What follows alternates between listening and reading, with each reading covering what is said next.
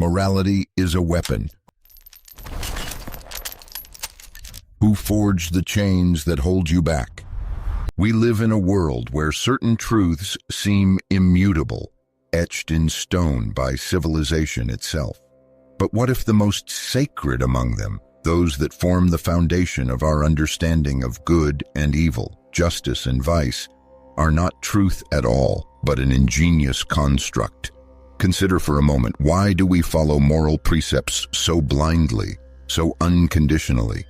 Why do we accept them not as a choice, but as an inescapable law engraved into the very essence of our being?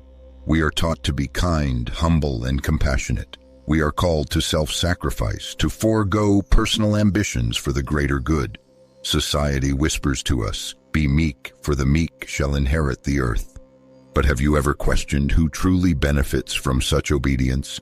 Whose interests are served by this all-encompassing, almost dictatorial system of values that we call morality? Think about your own life. When you stay silent at work, even when you see your boss is wrong. When you apologize, even if you're not at fault, just to keep the peace. When you suppress your ambitions because it will be more convenient for everyone. Aren't these invisible chains that hold you back?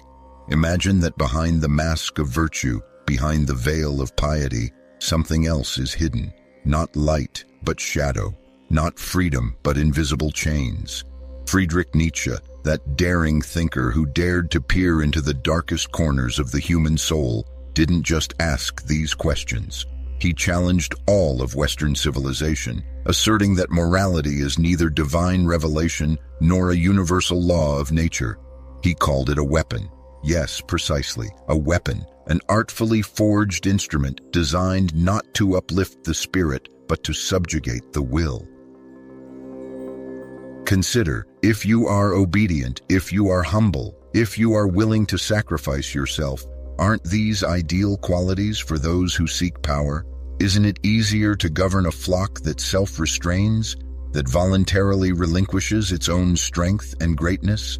Morality, according to Nietzsche, became a means for the weak to control the strong, for the masses to subjugate individuality, a way by which some groups in society could impose their interests on others, presenting them as universal truth. It is not merely a set of rules, it is a strategic maneuver, a grand mystification, designed to maintain the status quo and suppress any hint of rebellion or self-determination. It imposes guilt upon us for our natural instincts, for the pursuit of excellence, for the thirst for life in its fullness. It teaches us to be ashamed of strength and to worship weakness. And here we are, millions of people living by these unwritten laws, unaware that we may be forging our own chains, accepting someone else's will as our own. Nietzsche called us to a dangerous but necessary reflection. Who wrote these rules, and why do we still play by them? This is not a question of good or evil in their conventional sense. It is a question of power and freedom.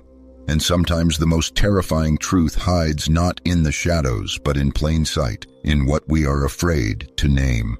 Truth, according to Nietzsche, was not a revelation granted from above, but rather the result of incessant struggle, driven by a fundamental force he called the will to power. Not power over others in a primitive sense, but power over oneself, over one's weaknesses, over circumstances. It was a striving for growth, for overcoming, for constant creation and self-improvement. Imagine not a predator tearing apart its prey, but an artist who sculpts a masterpiece from their life, overcoming the resistance of the material, their own limitations, and others' expectations.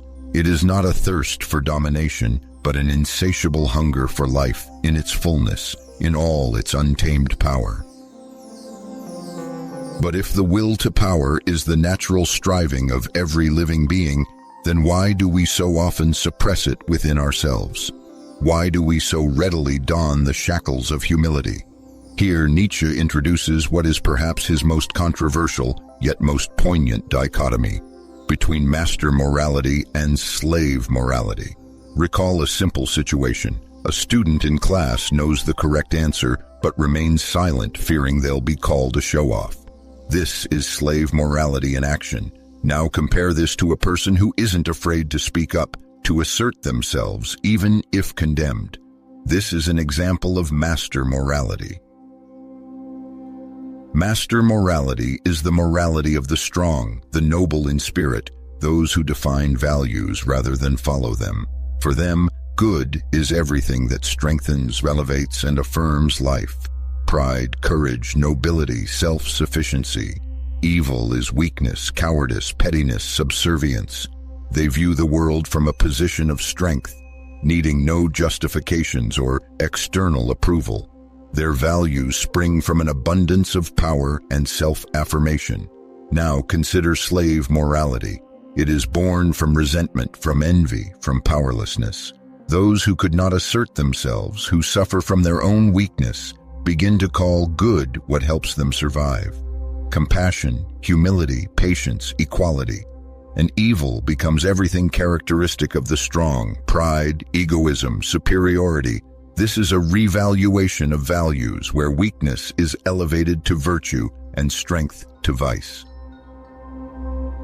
Remember how often you've heard the phrase, "Don't stick your neck out." From childhood we were taught, "Be like everyone else." This is slave morality, quietly eroding the will. Nietzsche, a man whose life was marked by profound suffering, chronic illnesses, agonizing migraines, near blindness, and ultimately madness, was not far from understanding human weakness. His loneliness was unbearable, his ideas seemed alien to his era, and he was often misunderstood and rejected. But it was precisely this that allowed him to see the world without illusions, without imposed dogmas. He rebelled not against faith in God as such, but against what, in his view, became the result of this faith: the suppression of the human spirit, the cultivation of guilt, the renunciation of earthly life in the name of an illusory afterlife. He saw how society, under the influence of this slave morality, began to produce mediocrity, suppress genius, and demean those who dared to be different, to be superior, to be freer.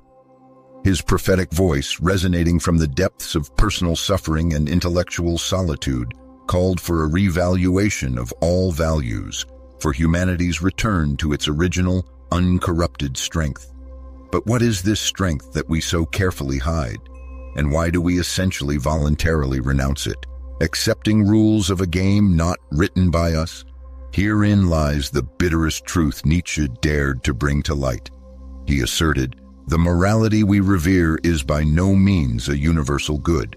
No, it is a carefully constructed mechanism designed to keep us in check."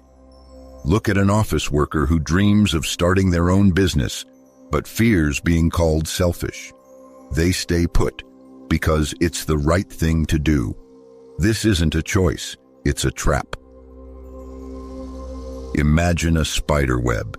Initially it seems thin, almost imperceptible. But the more you become entangled in it, the more your movements are restricted by this weightless web, the less chance you have of breaking free. Similarly, morality, in its dominant slave manifestation, becomes such a web. It doesn't bind you physically, but shackles your will, your thoughts, your deepest desires. This is a grand deception played out on the stage of human history. Those who could not assert themselves through strength and creativity asserted themselves through moral dictate, convincing others that their weakness was, in fact, true nobility. But if this is so, if our deepest convictions are merely a cleverly woven web, keeping us in a certain state, then the question arises, what next? Are we then destined to forever play by rules not written by us? It is here, in this abyss of doubt, that Nietzsche offers us a challenge. He calls for radical self-analysis, for the dismantling of all illusions, for the most dangerous of questions. Whose laws are you truly obeying? The laws society imposed on you from the cradle, or the laws you yourself recognize as true?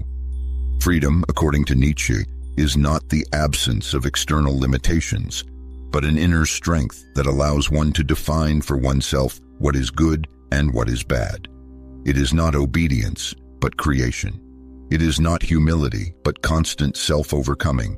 And the pinnacle of this overcoming is the overman. No, this is not the image of a tyrant. The overman is not one who dominates others, but one who dominates themselves. It is a person who bravely faces life, embraces it in all its cruelty and beauty, and sculpts their own masterpiece from it. Nietzsche warned of a terrifying alternative, the advent of the last man, a being so weary of life and mired in mediocrity that they are no longer capable of dreaming or striving for anything greater. They value comfort more than greatness. This is a frightening prospect, to exchange one's strength for a comfortable yet meaningless existence. This path, the revaluation of all values, demands colossal courage. But only then can a person achieve genuine freedom, the freedom to be oneself, not a reflection of others' expectations. You can remain in chains, in the comfortable cage of morality, or you can step beyond its confines. The question is, are you ready?